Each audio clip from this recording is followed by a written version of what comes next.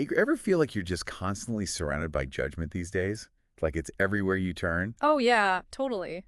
Today, we're going to do a deep dive into this idea of judging others. Definitely a universal experience. It is, isn't it? And we've got some really interesting sources to help us unpack this whole thing. Okay. We've got some excerpts from both the Old and New Testaments. Okay. And then also, we've got some really thought-provoking passages from this document on eternal truths. Sounds fascinating. It is. It's really cool. So we're going to be going way beyond, the typical don't judge stuff. Right, right. And you got to dig into what these texts really tell us about how to navigate this whole judgment thing. Like, Yeah. is it ever okay to judge? Right.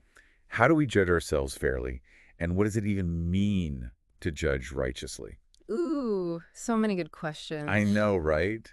So much to unpack. All right, let's dive in. Well, one thing that really struck me when I was looking at the New Testament, especially in the Gospel of Matthew, Yeah. you know how it kind of uses those vivid images to like call out hypocrisy? Yes. Like remember the whole log in your own eye metaphor? Oh, yeah. I mean, it's not just a catchy saying. It's like, it's really speaking to a deep truth, I think. Oh, totally. That we like often project our own shortcomings onto other people, Uh-huh. without even recognizing those same flaws in ourselves. It's so true. It's like we're walking around with these giant logs, Right. totally oblivious, but we're so focused on the tiny speck in someone else's eye. Exactly. And the book of Romans goes even deeper. Oh, does it? Yeah, it reminds us that God judges our hearts, Oh, wow. not just outward appearances. We can fool people, Oh, for sure. but we can't fool the ultimate judge. That's a good point. Yeah. It makes me think about, in that document, Eternal Truth to Live By .pdf. Okay. This is a really powerful quote. For unto whomsoever much is given, of him shall be much required. And to whom men have committed much, of him they will ask the more. I remember that one. It's like, do you think that's saying that people in positions of authority Oh. or people who have more knowledge, are they going to be judged more harshly? It's an interesting thought, isn't it? It's like there's more accountability the more you know and the more power you have. Right. It's a good reminder for those of us who, kind of think we're like better than other people or more informed. Yeah, for sure. Yeah. Okay, but wait. So there's got to be a difference, right, between judging someone's character Oh, yeah. and judging, like, whether an action is right or wrong. I mean, we have to make those kinds of judgments every day. You're right. You're right. And the sources seem to make that distinction, too, Okay. between just discerning, like, what's right and wrong, which is necessary for making good decisions. Yes. And condemning someone, like, without mercy. Oh, okay. So it's like, what's the intent of our judgment? Yeah, like, is it coming from a good place? What's the outcome? Right. Exactly. Because, like, it makes me think of in 1 Corinthians 5. Paul, he tells the church to actually judge a member who's openly sinning. Mm. But the goal isn't to just kick them out. It's to, like, guide them to repentance. Right. So it's about restoration, not punishment. I like that. Yeah. Right. And it's like, that is so different from how Jesus interacts with the woman who was caught in adultery. Oh, yeah. Good point. In John 8, Yeah. he doesn't condemn her at all. Right.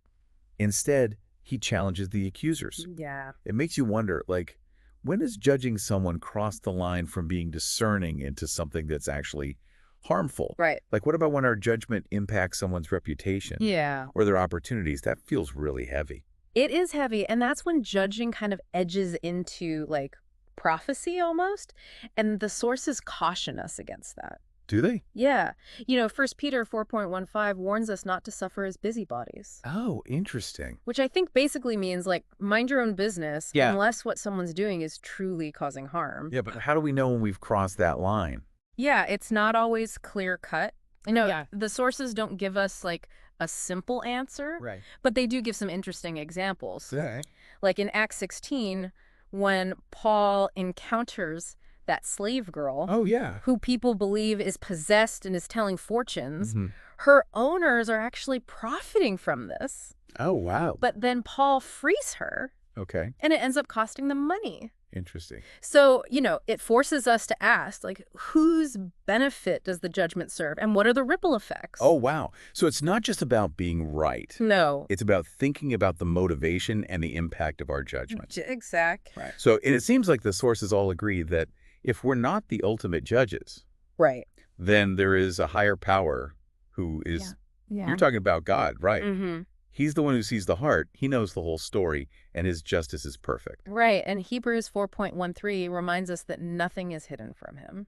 Oh, yeah, that's a good You point. know, and that image from Revelation 6 of the Lamb opening those seals of judgment, it underscores that, like, ultimate judgment, it's beyond our understanding. It's best left to God. So it's less about us judging others and more about trusting in divine justice. Exactly. Okay, got it. Yeah. But, you mentioned judging ourselves earlier. Yeah. What does that even mean? Well, it's not about beating ourselves up. Okay. It's more about, like, honestly looking at our motives, Okay. our actions, turning that judgment inward, not to make ourselves feel bad, but to grow, you know? So like 1 Corinthians 11.31, where Paul says if we judged ourselves rightly, Yes. we wouldn't be judged by God. Exactly. And it's about taking responsibility before we start pointing fingers at other people. Yes, and it's so different from the attitude of the Pharisee in Luke 18, Oh, yeah. who judges the tax collector while he's, like, praising himself. Oh. You know, it just shows how self-righteous judgment, it can blind us to our own flaws. That's a great point. Yeah. So self-reflection, not self-condemnation. Exactly. Got it. Wow, this is really making me think differently about how I approach things. That's the power of a deep dive, isn't it? It is. It's not just about memorizing verses, Right. but letting them challenge us. I love that. Yeah. Looking at all these different sources, it strikes me Yeah. that how often judgment is connected to material stuff. Oh, interesting. Possessions, status, appearances. Yeah. It's almost like our judgments reveal what we truly value. That's a really good observation. Oh, is it? It is. And the New Testament especially emphasizes that those things are fleeting Right. and that spiritual riches are what really matter. Right. Remember in Matthew 6, Okay. do not store up for yourselves treasures on earth. Right. It's a direct challenge to that tendency to judge based on what people have. Totally. And 1 Timothy 6.1 says, the love of money is a root of all kinds of evil. Right. It's not money itself. It's the love of it Yeah. that distorts our judgment. Totally. And it makes me think about how eternal truths to live by emphasizes contentment and gratitude. Yeah.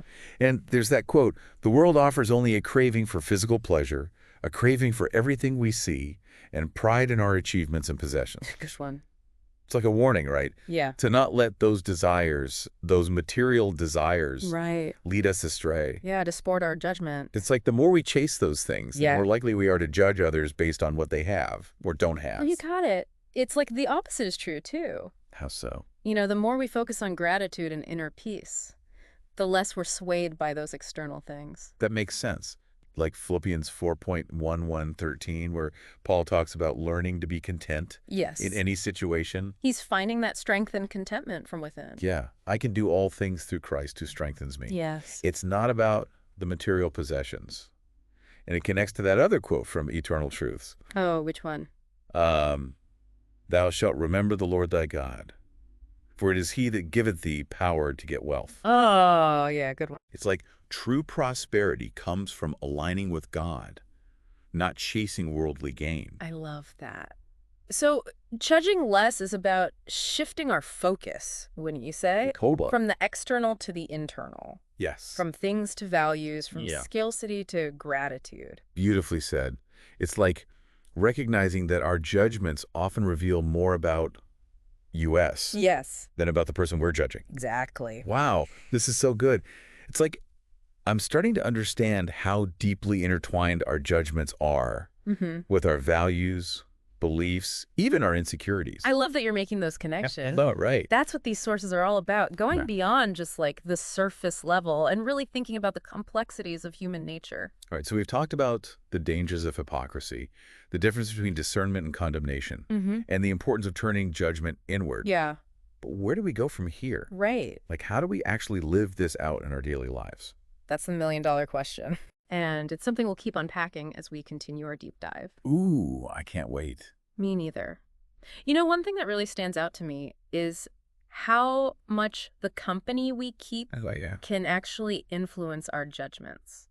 Interesting. You mean like peer pressure and stuff? That's definitely part of it, but I think the sources go deeper than that. Oh, okay. They really emphasize surrounding ourselves with people who uplift us and challenge us to be our best selves. Yeah, I mean, that makes sense. If you're hanging out with people who are constantly gossiping and tearing other people down, Right. it's hard to resist that negativity. You know what I mean? Yeah, exactly. Proverbs 13.2 puts it this way.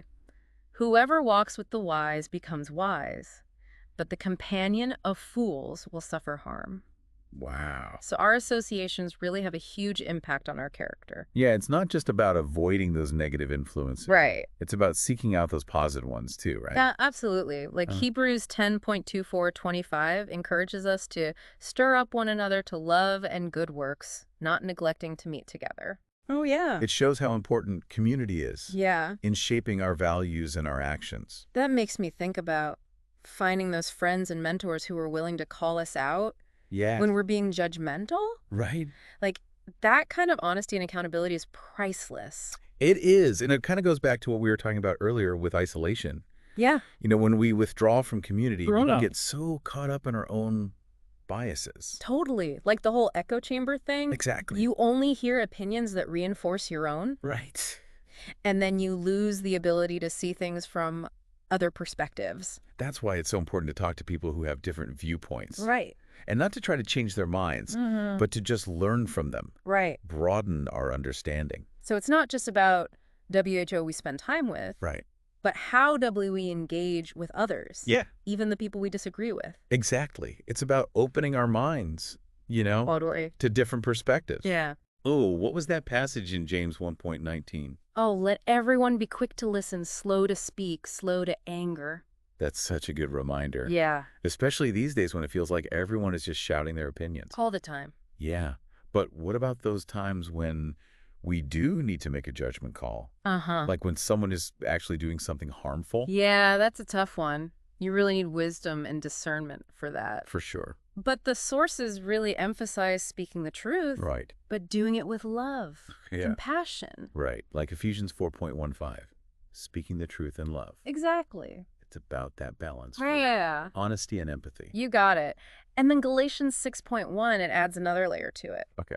Brothers and sisters, if someone is caught in a sin, you who live by the Spirit should restore that person gently. But watch yourselves, or you also may be tempted.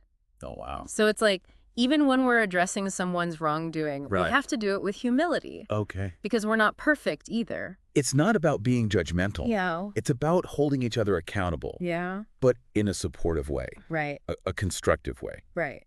And also being mindful of our motives. Right. Like, are we speaking out of love? Okay. Or do we just want to be right? That's such a good point. A good Huh. gut check. Yeah. Before we say something, we should ask ourselves, why am I saying this? Right. What am I hoping to achieve? Exactly. And that's how we can make sure our actions are matching our values. Right. And helping to create a more compassionate world. I'm really starting to see how this is less about following a set of rules Yeah. and more about cultivating a certain mindset. You got it. It's about approaching every interaction with curiosity Yeah. and compassion Yeah. instead of judgment. It's a mindset shift. It is. And it takes time and effort to develop. Oh, for sure. This is where the Eternal Truth document comes in. Oh, yeah. It talks about developing those virtues. Okay. Patience, kindness, self-control. All those qualities that help us to, like, judge less Right. and love more.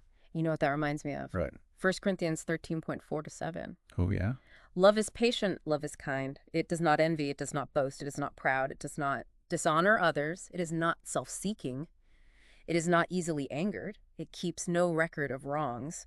Love does not delight in evil, but rejoices with the truth. It always protects, always trusts, always hopes, always perseveres. Wow, that's a good one. It's like a blueprint Yeah. for a more loving life. It is. It's a reminder that love should be at the center Yeah. of all our interactions. Right. And that the more we cultivate those qualities, the less room there is for judgment. Yeah, it's not about suppressing those thoughts and feelings. It's Right. about transforming them. Totally. Replacing judgment with understanding, condemnation with compassion. This has been so insightful. I know, right?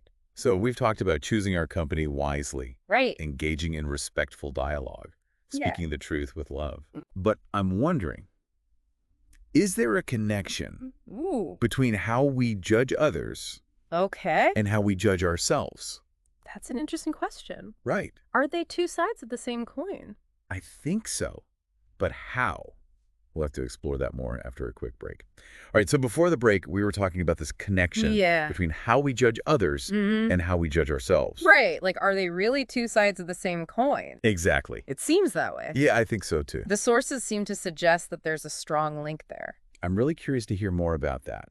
Okay. Like, how does that actually play out in our lives?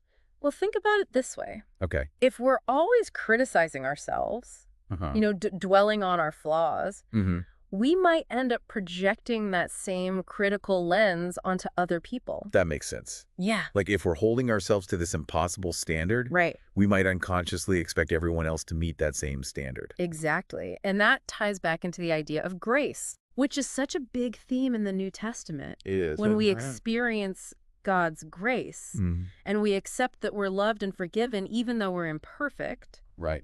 It becomes easier to extend that same grace to other people. It's like once we're secure in our own worth, we don't need to put others down to make ourselves feel better. Exactly. And it reminds me of that quote from Eternal Truths to Live By. Okay. But thou shalt remember the Lord thy God, for it is he that giveth thee power to get wealth. Oh, yeah. It's like true abundance comes from gratitude and humility, not from trying to prove ourselves or compare ourselves to others. So judging ourselves less can help us judge others less. Right. But what about the other way around? Okay. Can judging others actually make us more judgmental towards ourselves? Oh, absolutely. Really? Yeah, when we're so focused on the faults of other people, it can distract us from our own growth. Oh, wow. And make us feel self-righteous. I see. Yeah. It's like the more time we spend pointing fingers, the less time we spend looking inward and working on ourselves. Exactly. And the sources warn us about that self-righteousness. Yeah. Remember the parable of the Pharisee and the tax collector? Oh, yeah. In Luke 18? The Pharisee is so fixated on his own piety and the tax collector's sins that he misses the whole point. Wow, that's a good example. Yeah. It shows how judging others can make us blind to our own need for humility. Right, and forgiveness. And it reminds me of Romans 2.1. Oh, yeah. What does that say? Therefore you have no excuse, O man, every one of you who judges. For in passing judgment on another, you condemn yourself, because you, the judge, practice the very same things. That's a good one. Right? Like, it's a reminder that none of us are perfect. Totally. We're all in this together. So how do we break free from that cycle of judgment? That's the question. Where do we even begin? Yeah. I think it starts with awareness. Okay. Recognizing that our judgments, both of ourselves and others, they often come from our own insecurities, fears, past experiences. That's deep. Yeah. It's like our judgments are less about the other person. Right. And more about what's going on inside of us. Exactly. So once we're aware of that, we can start to challenge those patterns by asking ourselves, why am I so quick to judge this person? What is it about their behavior that's triggering me? Oh, interesting. Is this judgment really about them, or is it reflecting something within myself? Wow, those are some powerful questions. Yeah. So self-awareness is key. Okay, so what else can we do? The sources talk a lot about cultivating compassion for ourselves and others. Compassion, how does that help us judge less? Well, compassion allows us to see the humanity in everyone. Even those who have made mistakes or have different beliefs than us. Yeah. It helps us to understand that everyone's on their own journey, doing the best they can. That's a good way to put it. Yeah. It's not about saying bad behavior is okay. It's about recognizing that we're all complex and that we all deserve empathy and understanding. Exactly. You know, that reminds me of a quote from Eternal Truths to Live By. Okay. You will guard him and keep him in perfect and constant peace, whose mind, both its inclination and its character, is stayed on you. Wow. So when we focus on God, we align ourselves with love and compassion. And we experience this inner peace that allows us to see the world with more understanding and less judgment. That's a powerful image. Yeah. It's about grounding ourselves in something bigger than ourselves. Right. Finding that center of peace. Right. So we can approach others with more compassion. Exactly. Less judgment. It's not about being perfect. No. It's about striving to be more loving and understanding. This has been such an eye-opening deep dive. I know, right? We've talked about awareness, compassion, aligning ourselves with God's love to break free from this judgment cycle. It's amazing how those ancient texts are still relevant today. Yeah. They remind us to look at our hearts. Right. And to live with more love and less judgment. It's timeless wisdom for sure. Yeah. So as we wrap up, here's something to think about. What's one small step you can take today Okay. to cultivate more awareness and compassion in your own life? Good question. Maybe it's pausing before you make a judgment, or asking yourself those questions we talked about. Right. Maybe it's offering a kind word to someone who's having a hard time. Yeah. Every little act of love and understanding makes a difference. It really does. It makes the world a brighter place. It does. Thanks for diving in with us.